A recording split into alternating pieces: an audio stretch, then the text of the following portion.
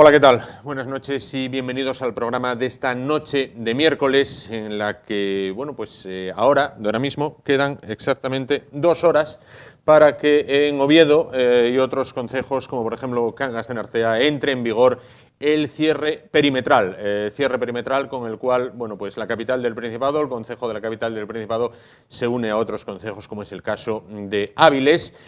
Y en esta ocasión el Principado no ha tenido café para todos. Hay concejos que por el momento se libran de este cierre perimetral y mientras tanto, las comunidades autónomas debaten si recortar o ampliar, en este caso, ya no se sabe muy bien qué verbo utilizar, lo que es el horario del toque de queda. Actualmente en Asturias a las 10, hay voces que piden, solicitan, exigen ponerlo a las 8 de la tarde, mientras que la tragedia vital, la tragedia sanitaria es palpable con un virus desbocado en Asturias, no lo es menos la económica. Los cierres, los ERTES, los ERES, los despidos, las filas del paro se agrandan ante el cierre de negocio. El coronavirus nos deja su fatal balance en las últimas 24 horas en Asturias: 366 nuevos casos, 100 más que ayer y 7 fallecimientos. Cabecera y comenzamos.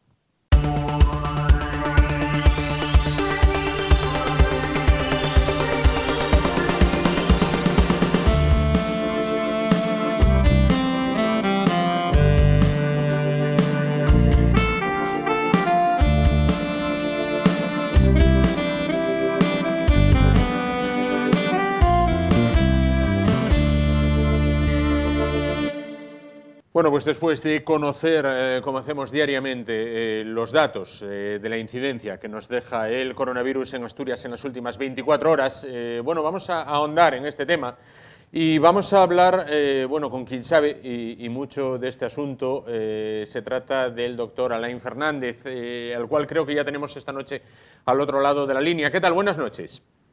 Buenas noches, Juan. Buenas noches a todos los espectadores de Asturias. Muchísimas gracias, como siempre, por atendernos. Hablábamos la pasada semana, decíamos, nos aclaraba si estábamos pagando la resaca de Navidad o si estábamos en tercera ola. Creo que ahora ya a nadie le queda duda de que es tercera ola sí o sí, ¿no? Sí, yo te dije la semana pasada que era sinónimo, ¿no? Estaba claro que el hecho de celebrar o de salvar, entre comillas, esa Navidad con relaciones muy estrechas, con familiares y con amigos que hacía tiempo que no veíamos, sí, daba lugar a la tercera ola. Por eso te decía que era sinónimo, eso estaba claro, ¿no?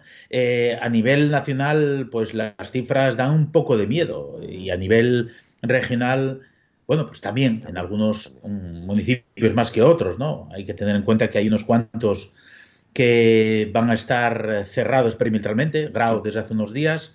A partir de esta noche, Oviedo, Llanes y Cangas de Onís, creo, y creo que a partir del viernes Gozón también, ¿no? Sí.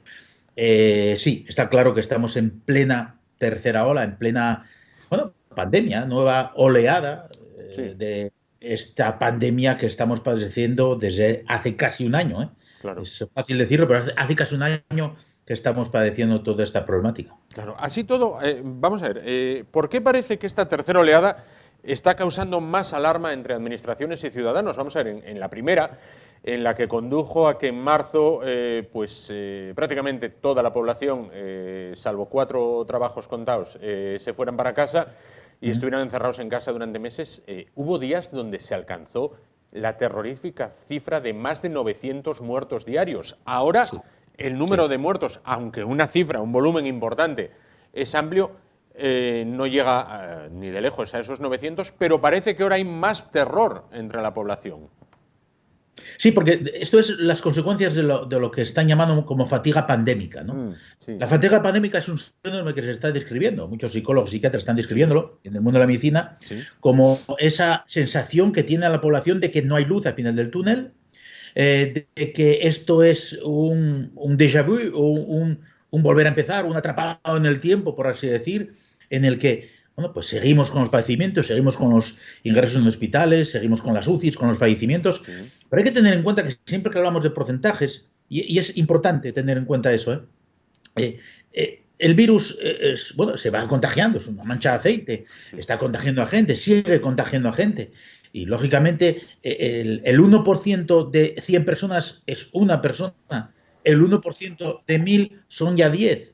Y según vamos aumentando la cantidad de gente afectada, ese 1%, que parece una cantidad mínima, pues repercute mucho más gente. ¿Eso qué significa? Pues que los centros hospitalarios van a estar saturados y, sobre todo, lo más preocupante es pues las UCIs. Y es uno de los factores que determinan que haya esa alarma, entre comillas, entre las administraciones y la ciudadanía. Además, va en paralelo con una cosa que daba la impresión de que era ya el final, ¿no? Sí. Dos cosas, que era pues que ya sonaba el 31 de diciembre de 2020 y que empezaba el 1 de enero de 2021, como si de repente pasáramos de pantalla, casi por así decir. Y sobre todo el hecho de la vacuna, ¿no? Sí. El hecho de que nos fuéramos a vacunar todos, pues iba a ser la panacea. Bueno, sí, la vacunación no es instantánea, no se va a vacunar al 100% de la población en un día, ni en 10, ni en 100. Entonces, todo eso hace que, digamos que de alguna manera no veamos la luz al final del túnel. Esa fatiga pandémica es lo que está afectando a la población ahora mismo, que da la impresión de que es siempre lo mismo y repetir lo mismo, ¿no? Claro. Pero es el proceso de una pandemia, de una epidemia a nivel internacional, a nivel mundial. Claro. Decía, doctor, la vacuna no es la panacea, pero bueno, estamos viendo medidas, cierres perimetrales, mayor observancia de la distancia social, de seguridad sanitaria, endurecimiento de las sanciones, dicen ahora las administraciones, y la vacuna. Vamos a ver, entiendo que poner ahora, a día de hoy, en duda la vacuna es de ser muy tarado, ¿no?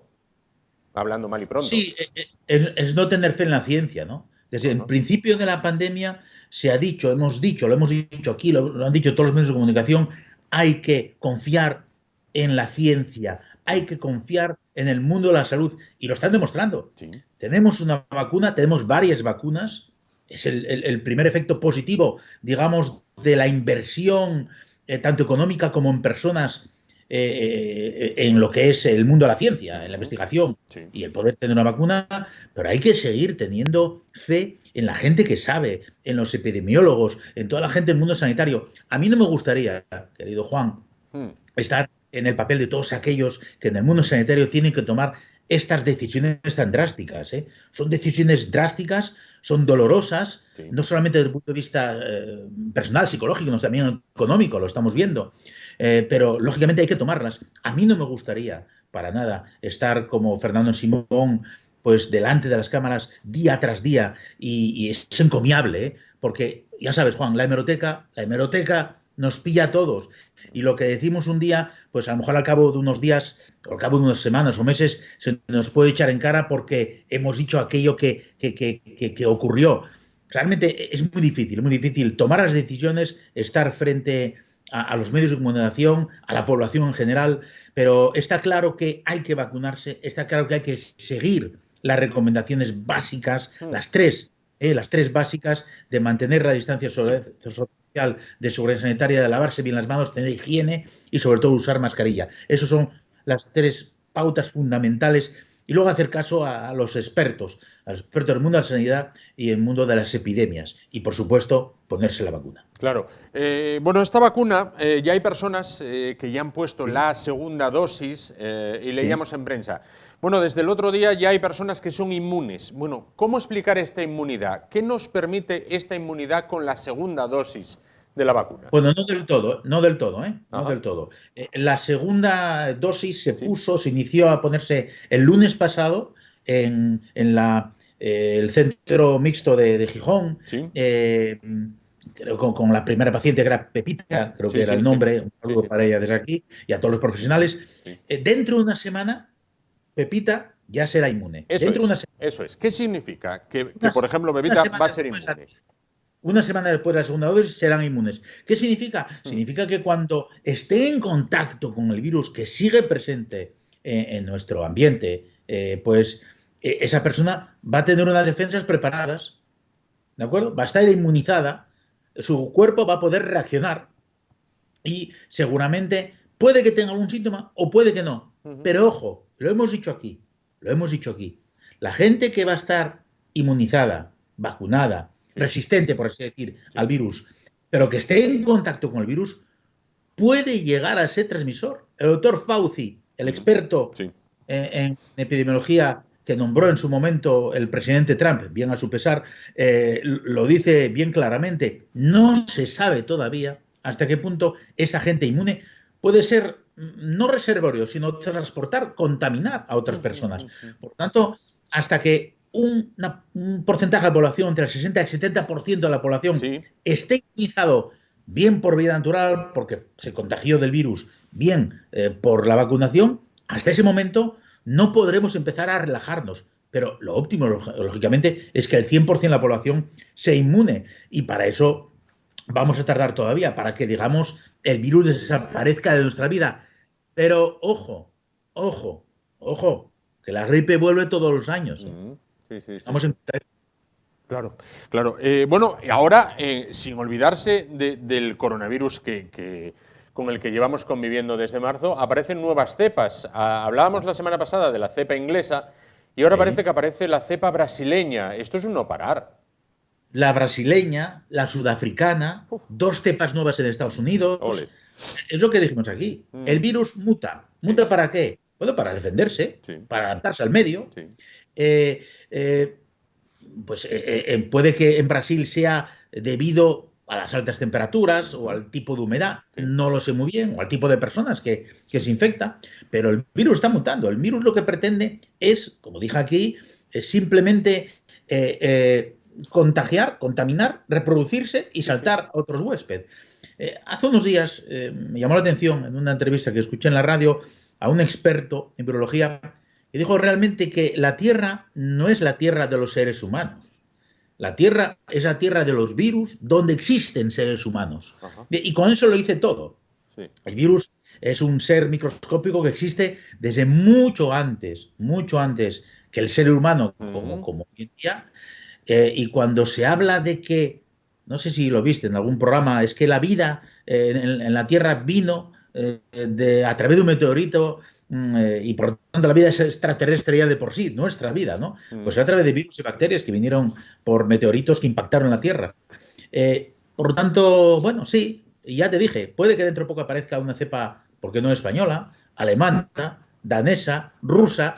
El virus está mutando, pero la gran suerte, y se está demostrando cada vez más, es que por mucho que mute y por mucho que se haga a lo mejor más contagioso, de ahí el peligro, de ahí el peligro porque a más gente contagiada, ese 1% va creciendo cada vez más. Claro. Pero la vacuna sí que es efectiva contra el virus y las 3 medidas fundamentales sí que son eficaces y útiles para luchar contra el contagio del virus. Claro. Bueno, pues sea la cepa que sea. Sea la cepa, el nombre que se le ponga, ¿no? Bueno, decía el eslogan del gobierno al principio de toda esta pesadilla, salimos más fuertes y nadie va a quedar atrás. Bueno, sin embargo, hay colectivos de personas que teniendo los mismos derechos que los demás, no son españoles de segunda, están recibiendo menos información. Es el caso, por ejemplo, de las personas sordas. Usted ha colaborado con ellos por medio de unos vídeos. ¿Cómo nace esta iniciativa? Pues se han puesto en contacto conmigo de una manera un poco llamativa, porque da la casualidad que del tiempo coincidió con uno de los pacientes que he venido a visitar, era una persona sorda, con deficiencia auditiva.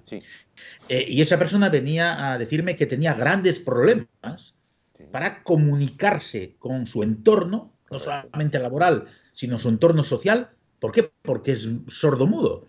Y la gente sordomuda, que puede comunicarse con gestos, también se apoya mucho en la expresión oral, en la boca, lee en los labios. Cuando me vino a ver, yo le dije, muy fácil, es sencillo, es cuestión de que te pongas una mascarilla transparente. Y entonces me dijo una cosa que me hizo pensar que estaba totalmente equivocado. Me dijo, el problema no soy yo, el problema es la gente con la que me encuentro. Claro. Me di cuenta, por supuesto, claro, es que él no lee los labios de la gente con la que se encuentra. Por lo tanto, está incomunicado. De repente a mí me di cuenta de que, es verdad, estamos siempre pensando en la población general, pero a veces nos olvidamos, porque no lo padecemos, esos problemas que tienen gente con deficiencias, ¿no? Sí. Y en el tiempo, como te digo, después de haber visto este paciente, pues la Asociación de Personas con Deficiencias Auditivas de Asturias se puso en contacto conmigo para solicitarme la posibilidad de grabar una serie de vídeos para explicar de manera sencilla, clara y concisa, en unos vídeos muy cortos, pues los tipos de mascarillas que hay y cómo colocarse adecuadamente la mascarilla. Obviamente dije que sí, sin pensarlo, porque me parecía fundamental y muy importante que, bueno, que la gente con problemas auditivos tengan la capacidad o la posibilidad de acceder a esa información que a veces pues no les llega, ¿no? Y por eso colaboré con ellos, claro, básicamente. Bueno, una persona que entiende y mucho del tema de las deficiencias auditivas me dijo en una ocasión: las personas ciegas están aisladas de las cosas, las personas sordas están aisladas de las personas, que era un poco lo que usted explicaba, ¿no? Vamos a ver a continuación uno de esos vídeos, bueno, para que la gente se haga una idea de lo que estamos hablando. Vamos adelante con él.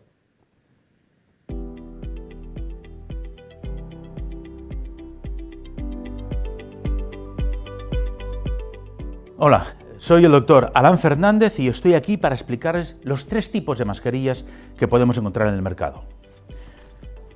En primer lugar, tenemos las mascarillas higiénicas, que pueden ser muy guapas.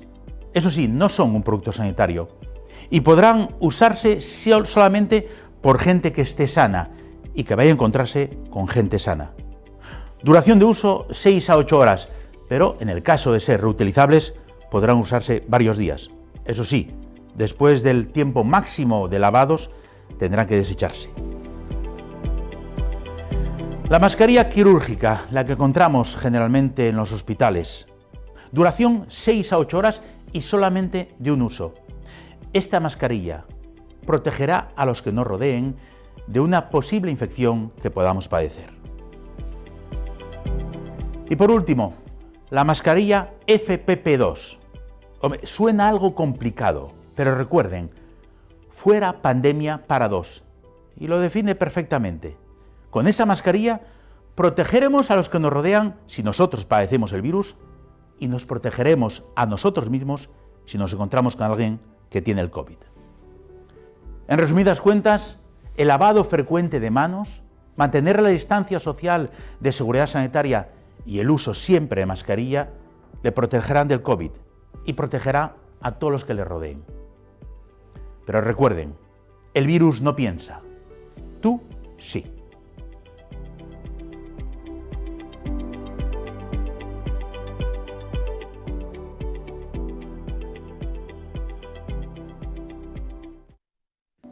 Bueno, pues ahí lo teníamos, uno de esos vídeos que realizaba el doctor, bueno, en ayuda a las personas sordas, ya la tenían ahí con intérprete de lengua de signos. Me parece una iniciativa fantástica, porque lo que decía, no tiene por qué haber españoles de segunda.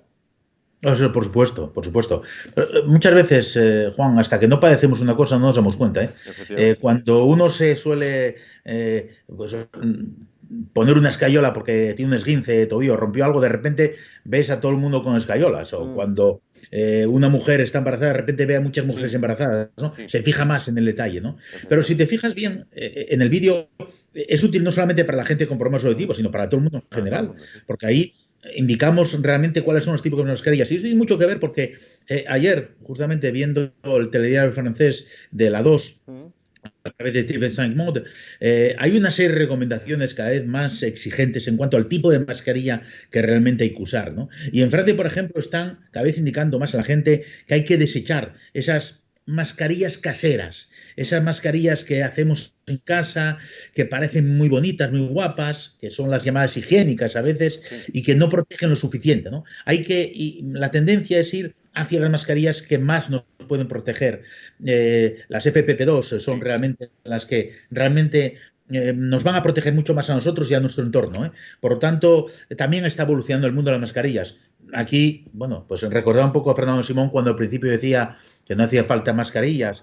pero lo decía obviamente por una esa razón, porque no había bastantes mascarillas en el mercado, ni en España, ni en Francia, ni en Alemania, en ningún lado, como para recomendar a la gente colocarse las mascarillas. Ahora sí, y ahora a lo que vamos es a intentar indicar las mejores mascarillas para tener la mejor protección posible. Claro. Bueno, llega el momento también, durante estos días, dentro de nada, Oviedo quedará cerrado perimetralmente, en el cual las autoridades, lo apuntábamos antes, dicen hay que endurecer la vigilancia, hay que endurecer las sanciones, hay que extremar, bueno, todo este asunto.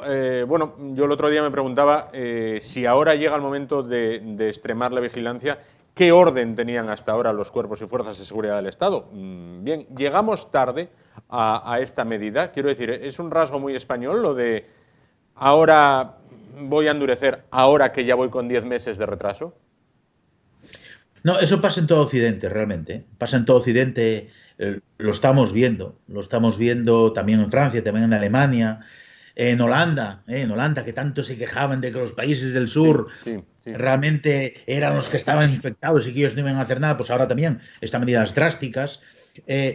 Vamos a ver, ya lo dije aquí la semana pasada, no somos asiáticos, no tenemos la disciplina que en China han demostrado, ni en Japón, ni en Corea, y no tenemos esa disciplina para saber que si estamos infectados tenemos que quedarnos en casa, para cumplir de manera estricta y a rajatabla aquellas restricciones de desplazamiento que nos indicaron en su momento, que nos siguieron indicando. Yo creo que las autoridades se ven un poco obligadas a tomar estas decisiones, ¿no? Los cierres perimetrales, del toque de queda, que por cierto se estaba debatiendo, no sé en qué quedó, hoy si realmente van a adelantar a las 8 de la tarde, como hicieron en Castilla, que estaba fuera del decreto. Yo creo que estas medidas drásticas que tienen que tomar los gobiernos, las autoridades, no solamente en España, como te digo, son debidos a que los occidentales no somos asiáticos, no tenemos esa disciplina. Y hoy tomó posesión el nuevo presidente de Estados Unidos, Joe Biden, y una de las primeras medidas es el uso obligatorio de las mascarillas, que todavía en Estados Unidos no estaba, ¿eh? Y lo vimos en Inglaterra también. La gente en Londres, en los sitios al aire libre, no se pone la mascarilla.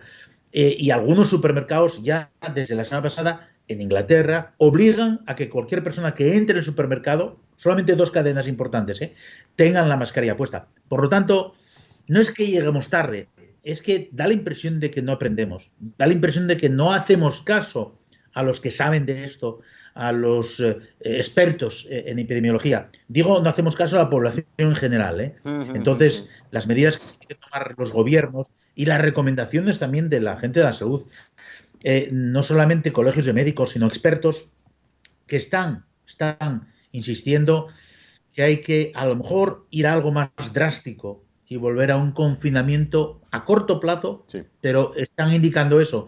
Realmente la mejor manera de no llegar a eso es hacer caso y mantener esas 3 medidas básicas y quedarnos en casa lo máximo posible. Y a la gente mayor una cosa muy importante, se puede hacer la compra una vez a la semana. Se puede hacer la compra una vez a la semana. Las grandes cadenas de supermercados te llevan la comida a casa. Es organizarse de otra manera, ¿eh? Sí. Pero eso de salir todos los días, varias veces, al supermercado para comprar esto y lo otro, hay que apuntar a una lista e ir una vez a la semana. Yo creo que puede ser una buena recomendación. Claro que eso puede ser una recomendación para la gente que tiene la costumbre de salir y que quiere salir a todas horas, ¿no? No, vamos a intentar autoconfirmarnos que sería la mejor de las soluciones. Sin duda, pues doctor, muchísimas gracias, como siempre, por atendernos. Un placer hablar con usted.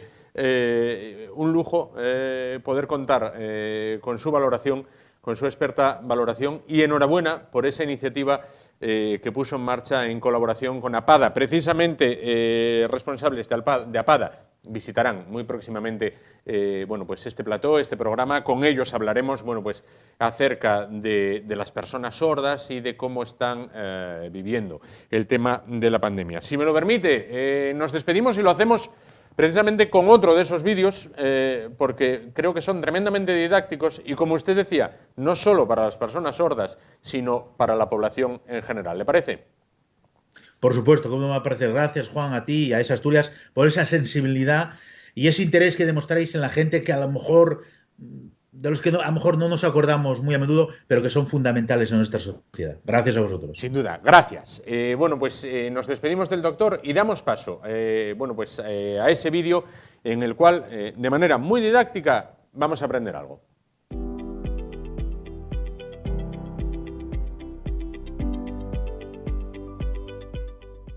Hola, soy el doctor Alan Fernández y estoy aquí para explicarles en 5 pasos cómo ponerse, usar y quitarse adecuadamente una mascarilla. En primer lugar, nos lavaremos las manos. En segundo lugar, cogeremos las mascarillas por la cinta observando que está en perfecto estado, ni húmeda ni rasgada, y fijándonos bien por dónde está la parte metálica. En tercer lugar, cogiéndola por las cintas, la colocaremos por detrás de nuestras orejas, tapando nariz, boca y barbilla. En cuarto lugar, tenemos que adaptarla adecuadamente para que quede bien adherida a nuestra cara. Tenemos que usarla así durante todo el tiempo, sin quitárnosla para hablar y tampoco colocarla por debajo de la nariz o en el cuello.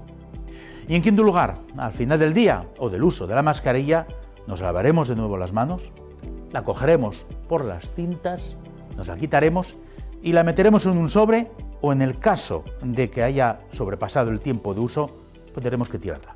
Pero vamos con la parte práctica. 1.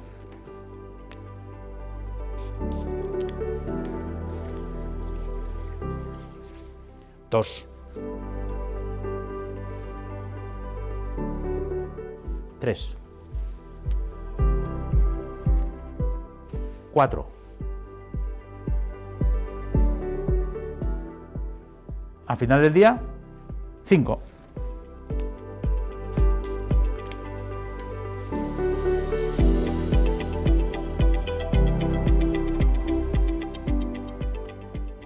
En resumidas cuentas, el lavado frecuente de manos, el mantenimiento de la distancia social de seguridad sanitaria y el uso de mascarilla le protegerá del COVID y protegerá a todos aquellos que le rodeen.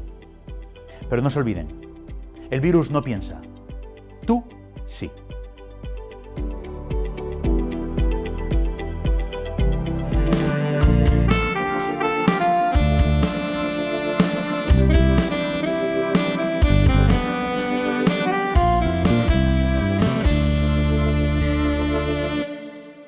Bueno, pues continuamos el espacio esta noche. Si primero hablábamos de la salud con el doctor Alain Fernández, bueno, pues vamos a hablar a continuación de dinero. Vamos a hablar de salud, dinero. Bueno, más adelante, ya en otro programa, hablaremos de amor, ¿no? Que son los 3 motores que rigen esta vida, sin duda. Vamos a hablar de dinero, vamos a hablar de inversiones. Inauguramos una sección en el programa de hoy, una sección que va a acompañarnos la noche de los miércoles, aunque bueno, ya saben que esto pues puede ser variable, pero a priori vamos a probar con la noche de los miércoles y que lleva como protagonista a Rial Gestión Financiera, el cual negocio ubicado en Oviedo, en la Plaza Primo de Rivera. Saludamos ya al que es nuestro invitado de esta noche, se trata de Víctor Riesco. ¿Qué tal, Víctor? Buenas noches. Buenas noches, Juan. Es el director de Rial Gestión Financiera. Estuvo con nosotros, como recordarán, pues hace unos meses, 2 meses antes de Navidad aproximadamente, repasamos cuáles fueron aquellos inicios de Rial. Y ahora vamos a ir con casos concretos, en los cuales la experiencia dilatada, una experiencia laboral de muchos años, pues puede ser un consejo y además muy bueno en estos momentos tan tremendamente difíciles. Vamos con Rial.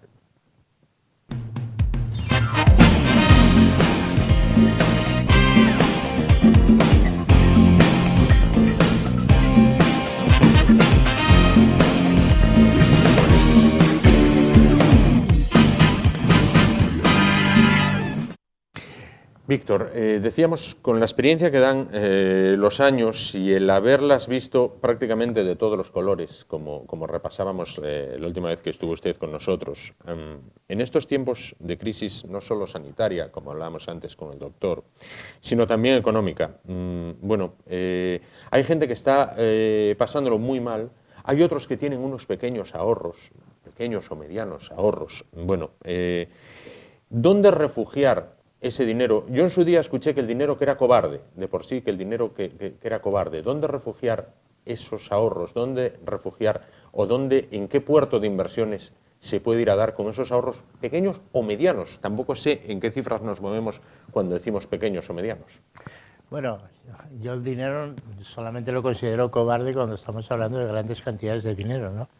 Aquellas entidades, fondos de inversión y otras personas que tienen mucho dinero, que son los que manejan la economía a su antojo un poco y los que manejan las bolsas internacionales, sí, que son asustadizos, sí, y aún perdiendo retiran, con lo cual hace tambalearse todo, ¿no? Y hace hundirse fondos de inversiones, planes de pensiones y otra serie de cosas. Luego vuelven a entrar, pero ya recuperando una parte solamente de lo invertido, y lo que dejan son los pequeños ahorradores, pequeños inversores que no tienen mucha experiencia en esto, los dejan que no saben qué hacer. Eso. No saben a qué se atener, no saben si esa espantada de los grandes capitales, que son los que están moviendo la bolsa, son debido a que hay un problema profundo o es un problema puntual, simplemente esperando, recogiendo, a ver qué es lo que pasa mañana. Sí. Pero yo considero que también el pequeño ahorrador es una persona que es lanzada, ¿no? Es una persona valiente. Hoy día se están contratando lo que nosotros venimos desaconsejando, que es renta variable, a los ahorradores, a los pequeños inversores, los que ese dinero es el ahorro quizás de toda su vida, sí, y en algunos casos con privaciones, pues les están recomendando personas que trabajan para otras empresas, o sea, digamos, trabajan para el contrario, para aquel que con esa inversión gana dinero, pues meterse en deuda variable con fondos de inversiones que la verdad que no está ganando dinero nadie, ¿no? Ya no es que conserven el dinero, ¿no? Pero lo conserven y lo tengan resguardado, porque para eso tenemos, si lo queremos conservar, tenemos la cuenta del banco y punto. Como sí, muchos nos van a cobrar una pequeña comisión de mantenimiento, pero de ahí no va a pasar. Tenemos el dinero ahí garantizado. Nos ofrece fondos de inversiones, renta variable, con un objetivo ficticio de que vamos a ganar el oro y el moro, y no es cierto. Lo primero que nos va, y eso no lo suelen reconocer, es clavarnos a comisiones.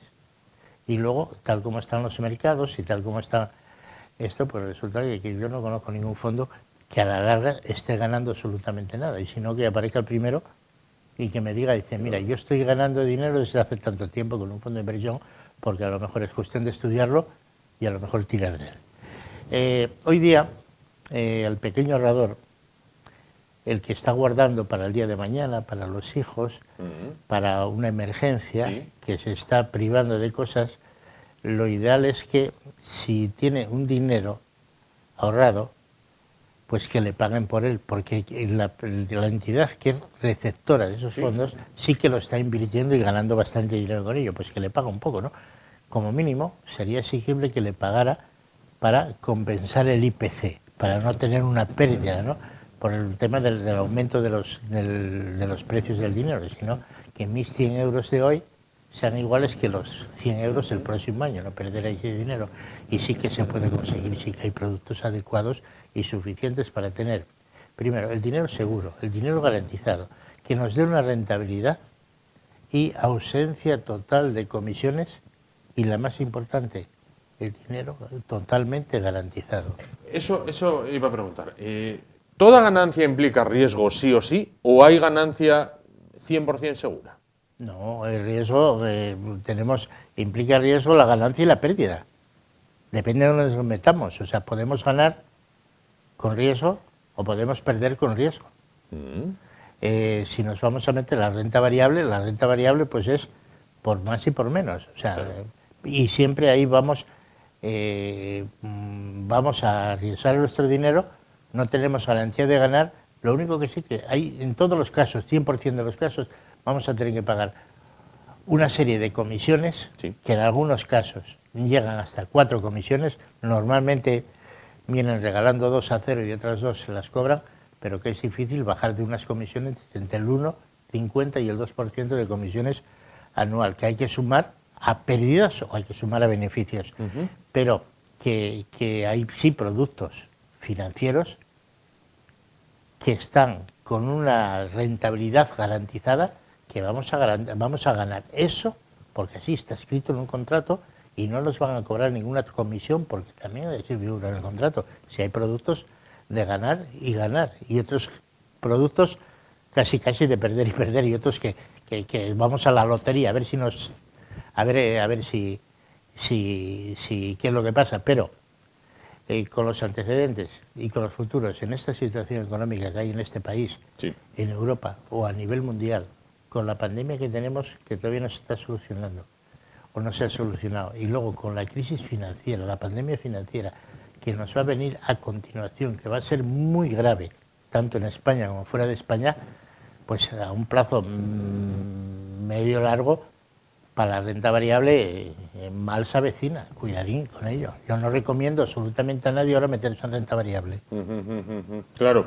Los bancos no ofrecen, o ofrecen muy poquito, o no ofrecen nada por un plazo fijo, que antes, bueno, pues muchas familias dicen, bueno, tengo un plazo fijo.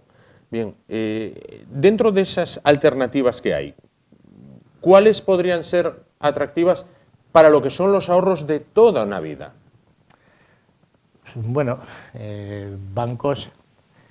los bancos están en un plano totalmente distinto a lo que son las entidades de crédito oficiales en líneas generales, Sí, ¿no? sí. Los bancos están considerados como los canalizadores de la riqueza a nivel nacional, y hasta cierto punto es cierto, pero solamente hasta cierto punto, porque son los que financian a los pymes, financian los emprendedores, manejan los ICOs porque el gobierno se lo da a ellos solamente, Sí. pero hay un sector financiero que no nos podemos olvidar, que son las financieras, EFC, entidades financieras de crédito, Sí. que están también legisladas por el propio Banco de España y por el Banco Central Europeo, que están cubriendo un capítulo importantísimo en la economía nacional. Son los que financian. Detrás del Corte Inglés hay una financiera, detrás de Alcampo hay una financiera, detrás de Carrefour hay una financiera, y hay cantidad de ellas, hasta esas financieras que por la mañana agobian un poco a las amas de casa con la televisión de 3.000 euros como si lo regalaran, pero se lo están prestando, ¿no? Sí. Y detrás de cada tienda que ponga, paga usted en 2 años, en 10 meses, sin intereses, la tienda no cobra plazos, la tienda financia. O sea, detrás hay una financiera que no cuesta intereses, no hay que pagarlos. ¿Por qué? Porque los paga la propia tienda, ¿no? Claro. En vez de hacernos un descuento del 10 o el 15%, pues nos paga los intereses y punto. Pero detrás hay una financiera, con lo cual, si el consumo, compra de vehículos, etcétera, etcétera, etcétera, si el consumo que tenemos en España, que está financiado por las financieras a diario, es tan importante o más que los préstamos que están dando los bancos. Entonces, ¿pero qué pasa? De que a esas financieras el Banco Central Europeo no les da nada. El banco, como el precio del dinero está al 0%, reciben todo el dinero que quiere o que necesitan, pero para prestar, no para otra cosa, no para que construyan un edificio, ni reparen, ni reponen, sino para prestar, para ejercer la actividad, y lo tienen al 0%. A las financieras el Banco Central Europeo no les da absolutamente nada, ni al 0, ni al 4, ni nada. Solamente lo único que tienen es que buscarse sus propios inversores, sus depósitos, sus pagarés, como alguna financiera lo tiene, sus plazos fijos, y evidentemente pues tienen que pagar un poco más, un poco menos. Pues bueno, viendo un poquitín cómo está el mercado nacional de la deuda o del precio del dinero, pues bueno, procuran pagar lo menos posible, pero sí pagan intereses y no dejan de ser unas entidades financieras oficiales. No nos olvidemos de las compañías de seguros. También. Son entidades financieras que también están bajo el control del Banco de España, el Banco Central Europeo, que también tienen sus tarjetas de crédito, tienen renting, en algunos casos tienen hasta temas hipotecarios, préstamos, tienen seguros de vida. O sea, venden de todo, ¿no? Igual que los bancos también venden seguros, igual que los bancos.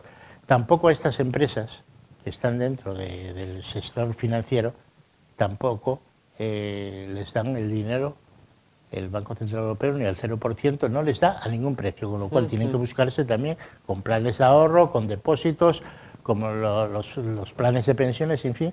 Entonces, que realmente, quitando los bancos, como tienen el dinero suficiente, pues evidentemente yo lo entiendo y está claro que nadie va a la panadería y compra el pan pagándolo cuando la panadería de lado se lo van a regalar. Lógico. No le cuesta nada. Pero ojo, que los bancos sí venden los préstamos, pero bien caros, y todavía comparativamente, pues bueno, hay una serie bastante caros. Víctor, adolecemos en España de una cultura, no sé si llamarlo cultura inversora, cultura económica, es decir, a la hora de realizar cualquier movimiento con nuestros ahorros de toda la vida, hay que ponerse en manos de profesionales y no arriesgarse a, venga, ya voy, qué bonito esto del anuncio que vi. Bueno, yo creo que eso es fundamental y los tiempos fueron cambiando. Esto no es lo mismo que en la década de los 90 o la década de los 80, ¿no? Donde realmente podías encontrar en el banco un asesor donde no te iba a vender un seguro, donde no había comisiones de mantenimiento, donde se vigilaba que el cliente estuviera satisfecho. Los tiempos han cambiado. Ahora los bancos compiten entre ellos. Yo ya estoy esperando el mes de febrero, estamos en enero, el próximo mes, máximo marzo, donde salga ya las Olimpiadas bancarias, donde salgan a ver quién ha ganado más. Yo gané más que el 20% del año pasado, luego sale otro que ha ganado el 22%, y bueno, esto es un ranking, y digamos que se ve año a año, ¿no? Entonces, los empleados de las oficinas bancarias son empleados del banco, se deben a su entidad que les paga. El cliente pues es un número que aparece y evidentemente hoy día tienen unos objetivos muy complicados en todos los bancos. No quiero hablar de ninguno en concreto, pero les exigen mucho y sufren bastante los empleados para cubrir esos objetivos. Con lo cual, cuando ven entrar un cliente por la puerta y ven a lo mejor el saldo que puedan tener, ya ven a ver si le pueden colocar un seguro, meter un fondo de inversiones, o ya están mirando a ver de qué manera le pueden enganchar algo, única y exclusivamente porque necesitan cubrir esos objetivos. Simplemente por eso, con lo cual, si tú necesitas que el cliente invierta en lo que tú quieres para solucionar tus problemas de objetivos, evidentemente no estás con la capacidad racional suficiente como para ofrecerle al cliente el mejor producto que pueda haber en el mercado. Ya no vas a respetar la edad, porque hoy día para ofrecerle, están ofreciendo fondos de inversiones a una persona con 74, con 80, con 84 años, digamos un poco que eso es una barbaridad, ¿no? Sí. Pero sin embargo lo ofrecen porque no tienen otros recursos, porque lo pasan mal, porque sus direcciones de banco les exprimen y les obligan y pueden ser sancionados de alguna manera y posiblemente penalizados económicamente en algunos de los temas.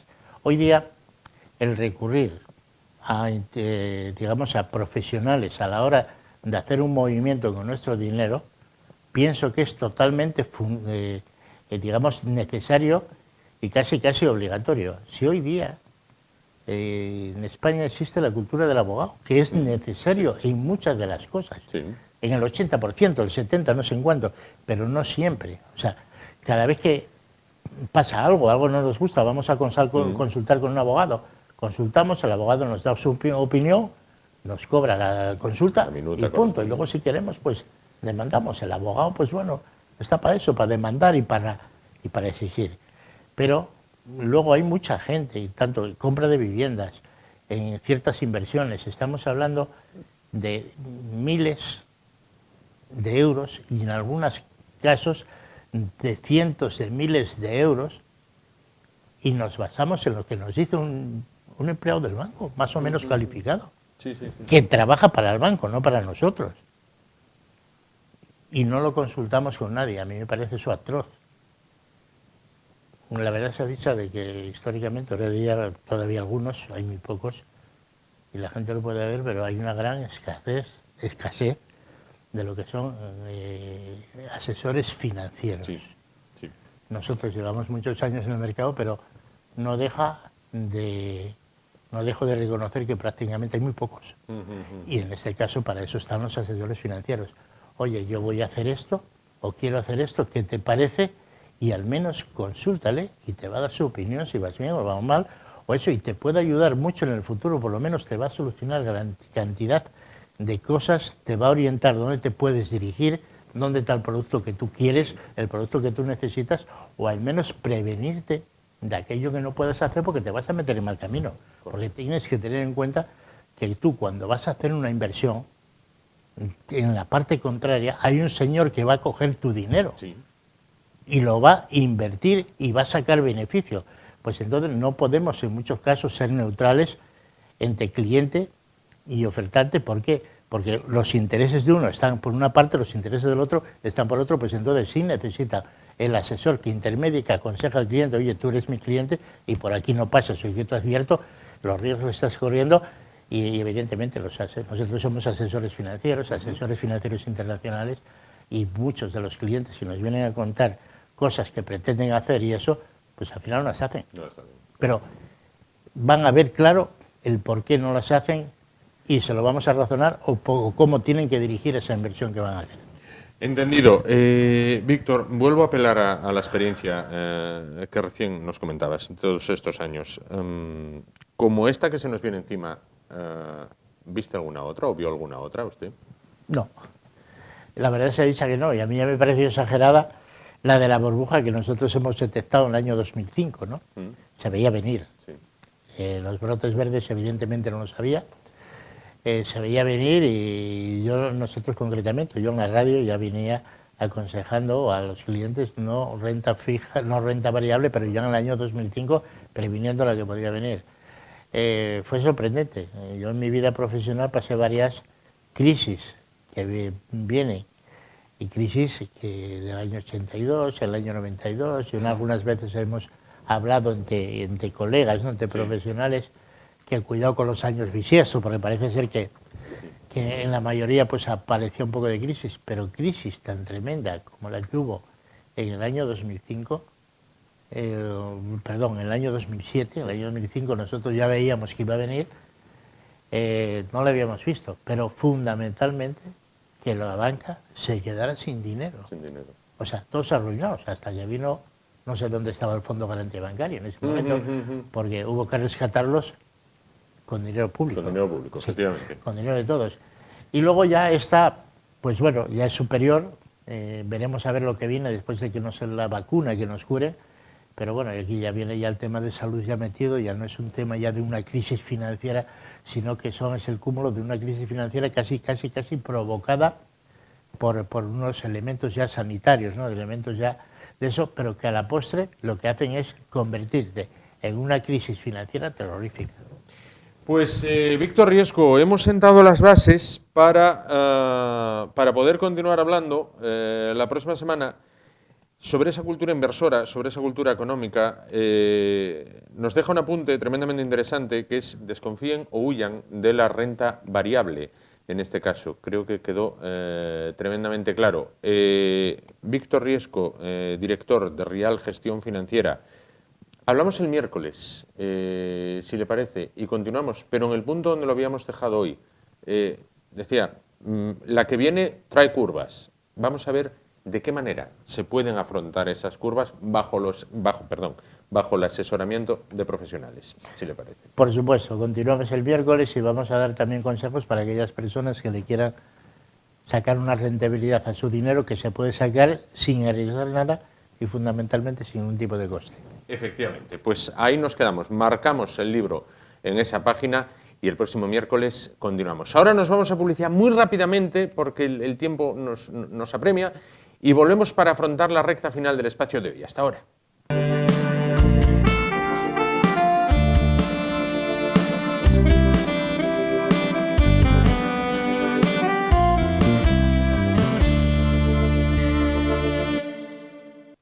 Bueno, pues vamos a continuar el espacio de esta noche, porque mañana, jueves 21 a las 7 de la tarde, bueno, pues organizado por ARES, por la Asociación de Reservistas en Asturias, bueno, pues tendrá lugar una conferencia que lleva por título El honor de la nación y correrá a cargo del coronel del Ejército del Aire, Carlos Martínez Vara de Rey, bueno, al cual ya tenemos al otro lado de la línea de forma telemática, al igual que va a ser la conferencia, ya que ya saben, en tiempos de restricciones todo se realiza en este caso, bueno, pues de modo telemático, en este caso por Zoom. ¿Qué tal? Buenas noches.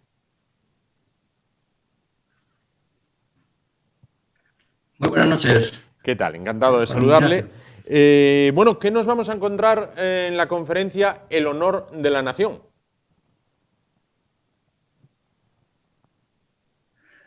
Bueno, pues básicamente pretendo dar una idea personal, un concepto sobre el honor de una colectividad, porque todo el mundo más o menos entiende lo que es el honor o está en el diccionario. Pero yo he querido, reflexionando sobre el momento actual de España, sobre todo, y sobre la historia, intentar definir el honor de una colectividad, aplicarlo a la sociedad española y con ello darme respuestas a ciertas circunstancias que me puede venir bien a la hora de saber cuál es nuestro futuro y dónde estamos. Ahora mismo, ¿hay idea de Estado u honor de nación en el actual Estado español, en la actual sociedad española? En este momento, precisamente, yo pienso que no, porque es un concepto, bueno, es verdad que hay que reflexionar y meditar sobre él, pero precisamente al no estar definido, porque yo parto de algo que no existe como honor de colectividad, ¿no? Pero es el momento más difícil de que exista a nivel de Estado el concepto de honor, porque no se medita sobre ello. Estamos en una crisis de valores y yo precisamente centro el argumento en volver a los valores, volver a la definición y aplicarla a toda la colectividad para precisamente intentar contestar a esa pregunta. ¿Estamos cumpliendo lo que sería el honor de la nación o no? Cualquiera que haya estudiado historia hace décadas en este país, bueno, pues se daría cuenta que quizás sea uno de los países con la historia más fecunda. Actualmente, ¿todo eso se ha abandonado?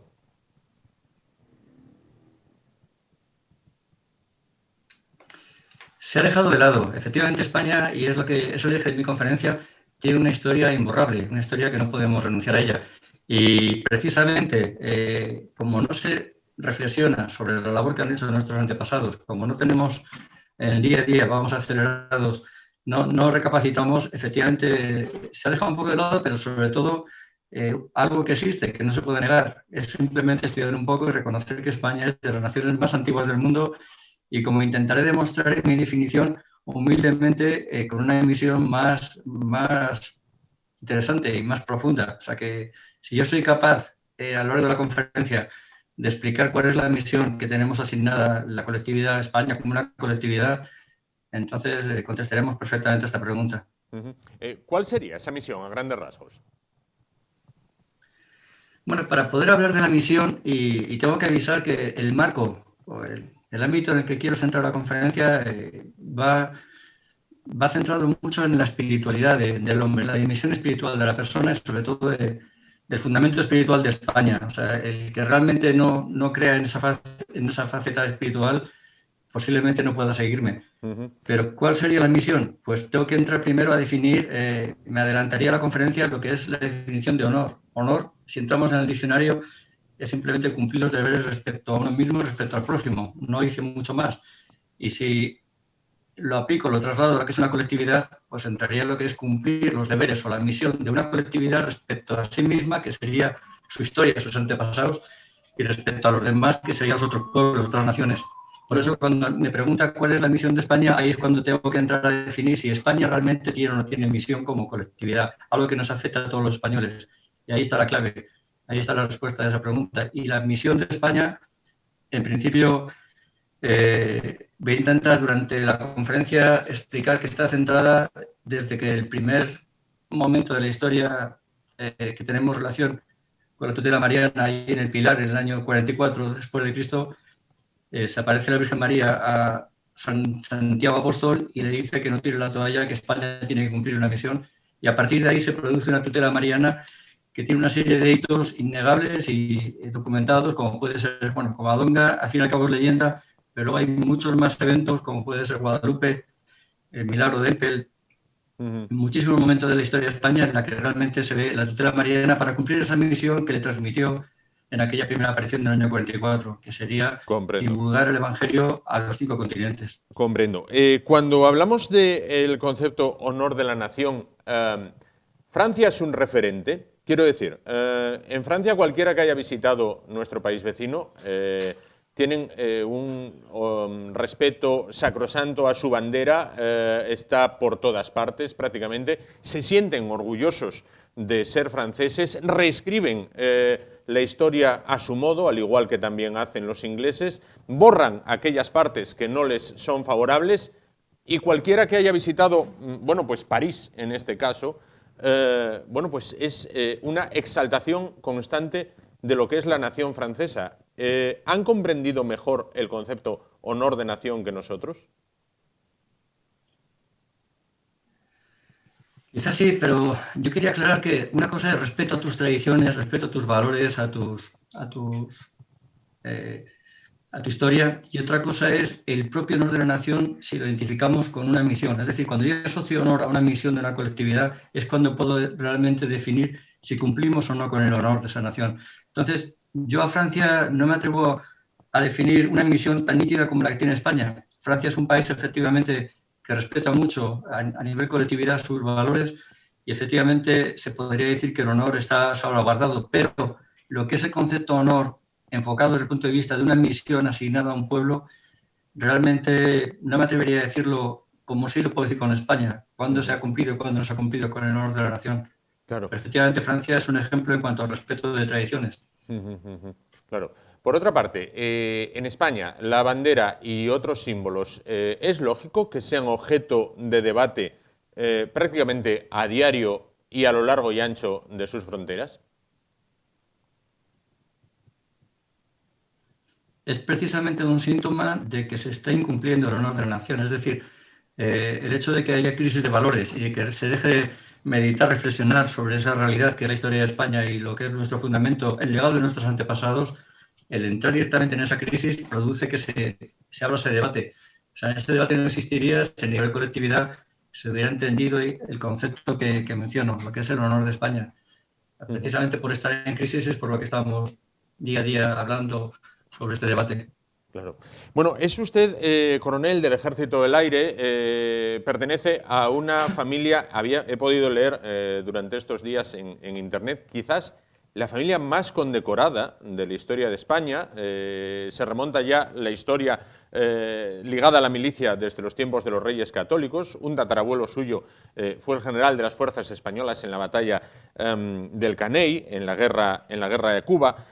Actualmente al ejército o a las Fuerzas Armadas en España, la gente las valora gracias al servicio que prestan cuando hay una tragedia, como puede ser la pandemia o las recientes nevadas. Quiero decir, ¿ahí se acerca la sociedad civil a la militar?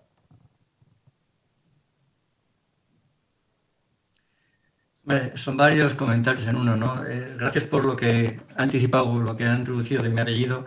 Sí que es verdad, y antes de contestar a la pregunta, que providencialmente he encontrado, me gusta mucho la genealogía, que los que estamos ligados a este apellido, todos somos parientes y todos estamos unidos a una historia militar. Es decir, desde el principio de España como nación, en todos los episodios épicos importantes se ha encontrado un vara de rey, y eso me ha enorgullecido mucho. Y de hecho, no tenemos títulos nobiliarios, no tenemos riquezas, tierras, etcétera. Siempre ha habido en la cadena hacia arriba. Mi padre y mi abuelo han nacido en distintos sitios, con la familia acompañando a las tropas.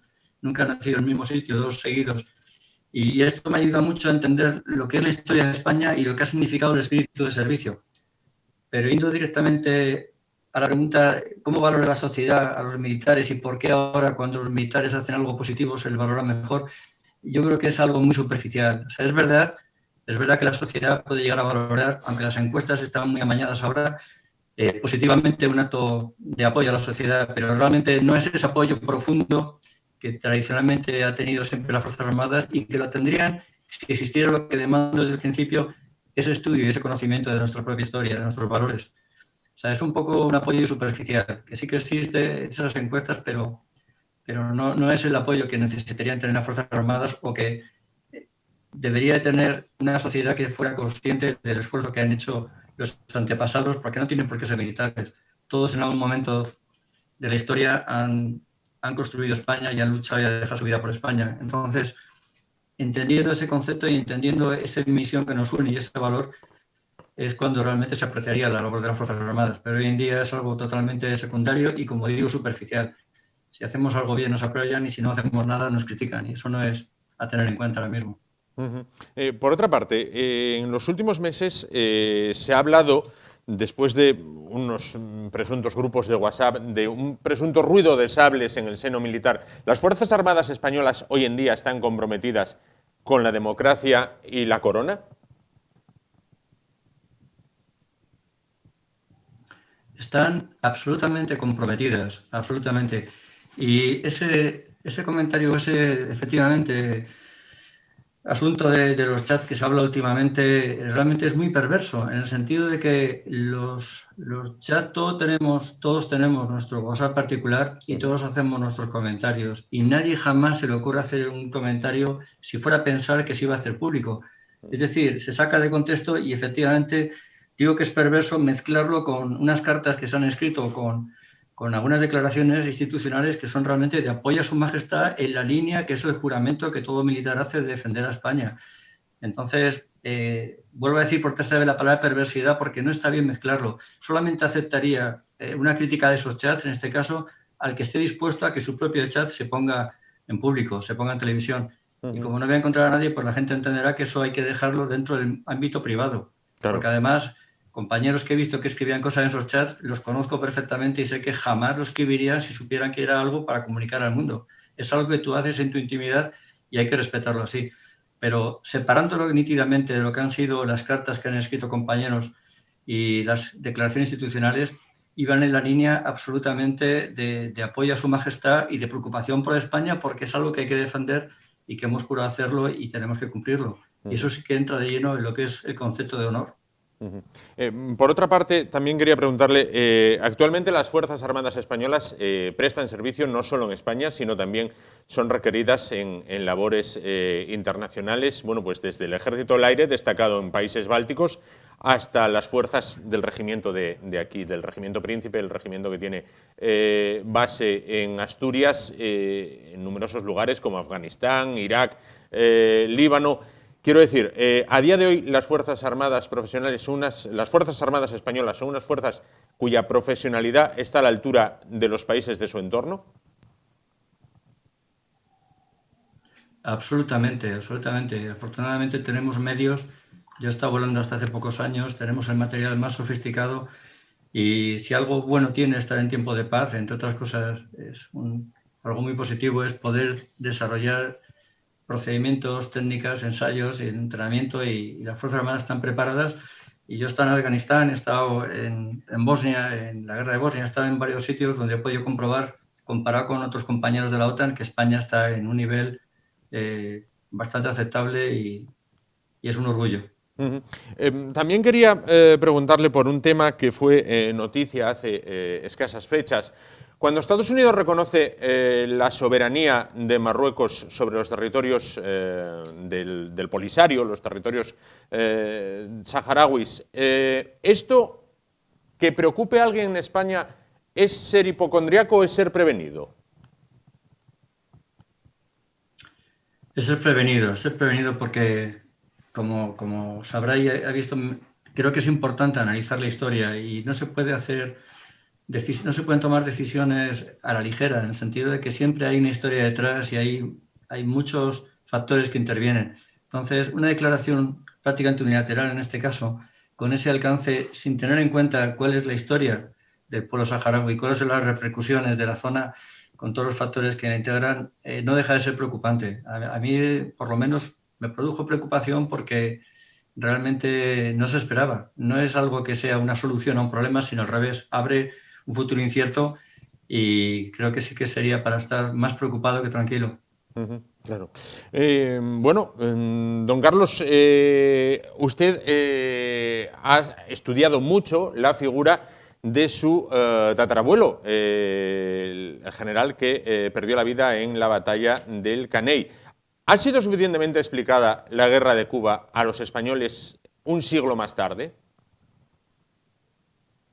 Pues me encanta esta pregunta y efectivamente he completado una biografía Y la respuesta es que no porque efectivamente cuando hay un episodio muy particular, después de fallecer el general Joaquín Vara de Rey con sus 500 hombres defendiendo durante 9 horas contra la artillería americana y con 6.000 hombres que les atacaban y realmente con medios mucho más poderosos, pues la gente no entendía muy bien por qué aquellos hombres dieron su vida y en qué estaba basado su motivación.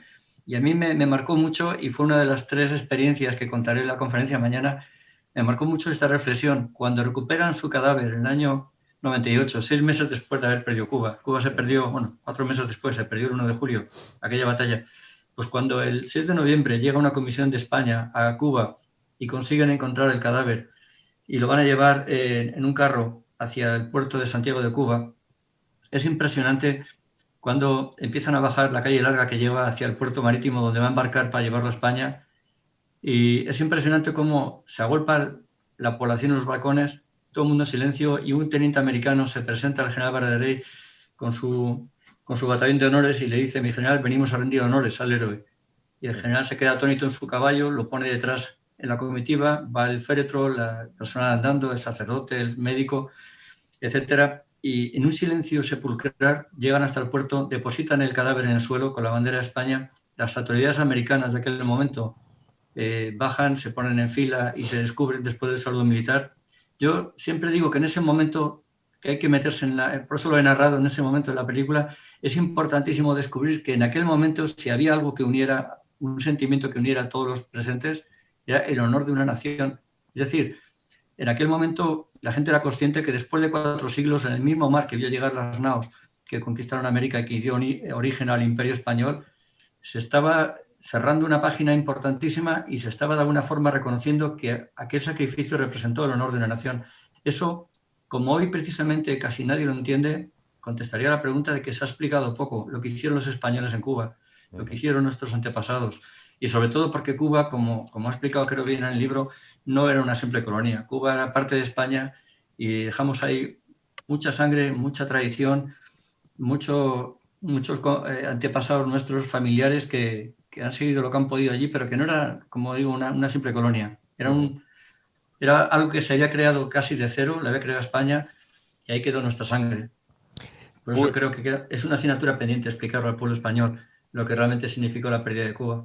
Y sin duda no será el cine quien la explique. Utilizaba usted el término película, no será al menos el cine español quien lo explique. Pues Carlos Martínez Vara de Rey, coronel del Ejército del Aire, muchísimas gracias por atendernos. Mañana a partir de las 7 de la tarde tiene esa conferencia por Zoom, esa conferencia telemática, organizada por Ares Asturias, la Asociación de Reservistas en el Principado, en nuestra región. Muchísimas gracias por estar con nosotros esta noche. Muy buenas noches y muchas gracias a vosotros. Gracias.